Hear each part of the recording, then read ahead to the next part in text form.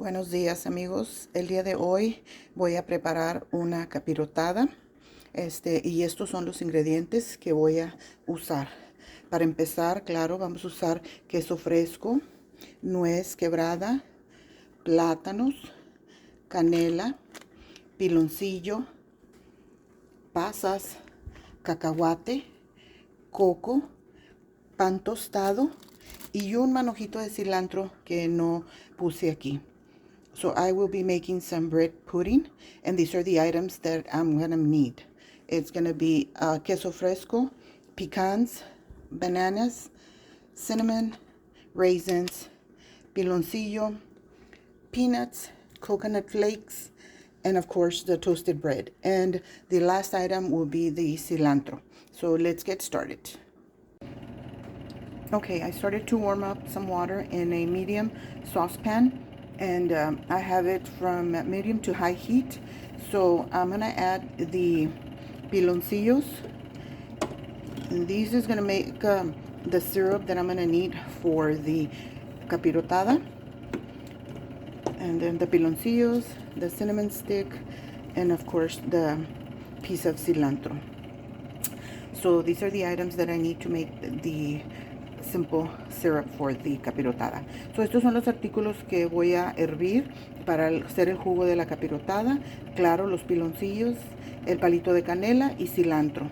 Solo voy a dejar hervir para que se desbarate el piloncillo y saque todos los sabores de la canela y el cilantro para empezar.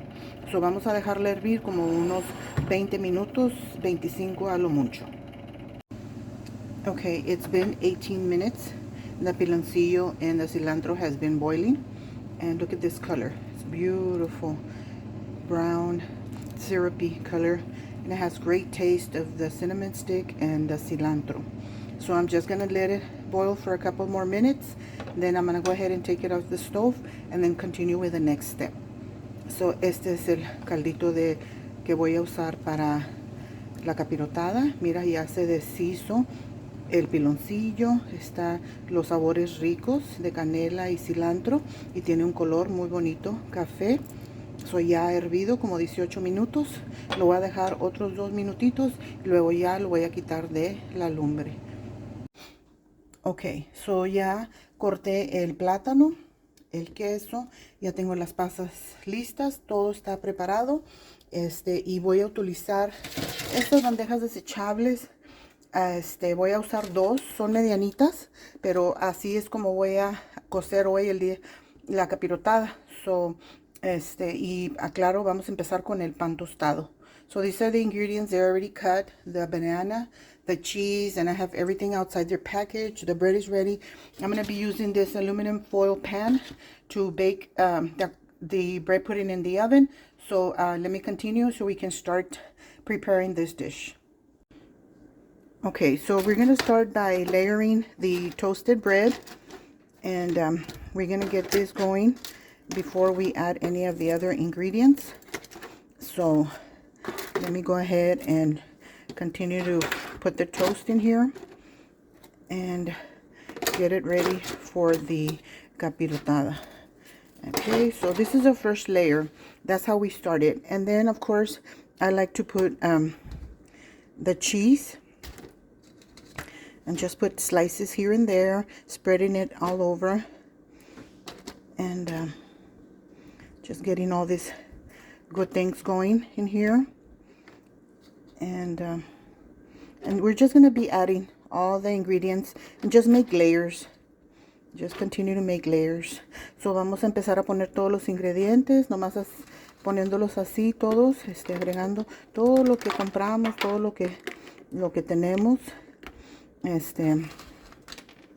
Claro, son cacahuates, las pasas, el plátano, todo lo vamos a ir poniendo así. La nuez también, no se diga, la nuez, el coco rallado, un poquito de coco, y luego, claro, vamos a poner el plátano también. Este platillo, que es la capirotada mexicana, lleva pues bastantitos ingredientes y Todo esto le da buen sabor a la capirotada. So this is a traditional Mexican bread pudding. And these are all the items we use to get those good flavors in. So when we have this layer, and then we'll start again with another layer of bread, and then so on and so forth. So we can continue at the end, put the syrup that we made. So let me continue to make these layers, and then we'll get to the next step. Ok, so aquí está ya todo en la bandejita. Hice 3 capas, y claro, con todos los ingredientes que mencioné al principio. Y ahora le voy a poner el caldito del piloncillo. So I made 3 layers with all the ingredients that I mentioned at the beginning. Now I'm going to start to put the simple syrup of the piloncillo and the cinnamon. So I'm going to go ahead and get all the bread wet, and then I'm going to bake it at 350 degrees for about 35 to 40 minutes, or once all the juice has incorporated into the bread. So I'm gonna go ahead and get everything wet here, and just get all this nice syrup into the bread pudding. And then once I get it all wet, and I'll start to bake it, and like I said, at 350 degrees. So ya que moje todo el pan y le ponga todo el caldito de la canelita con el piloncillo, voy a mojar muy bien todo. Luego lo voy a meter al horno a 350 grados, como por media hora, 40 minutos, ya que el pan absorba todo el líquido que le estoy poniendo. Y con esto se va a endulzar toda la capirotada. So deja continuar para el siguiente paso y poderla meter al horno. So I covered it with foil, and I'm going to bake it in the oven so it's already in. And let me continue with the next step. So ya pasaron los 45 minutos y esta capirotada está lista. Ya absorbió todo el líquido.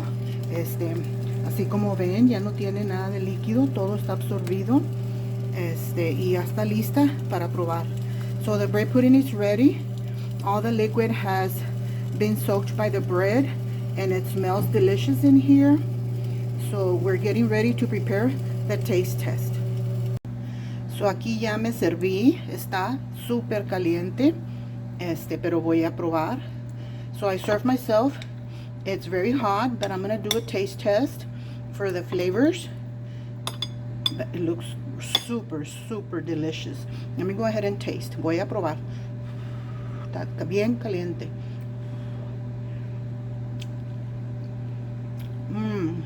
Riquísima. Los sabores de la canela, el piloncillo, el plátano, todo está riquísimo. All the flavors of the cinnamon, the banana, and all the ingredients is delicious. So I'm gonna go ahead and sit down and enjoy my plate. Me voy a sentar y voy a gozar mi platillo. Gracias.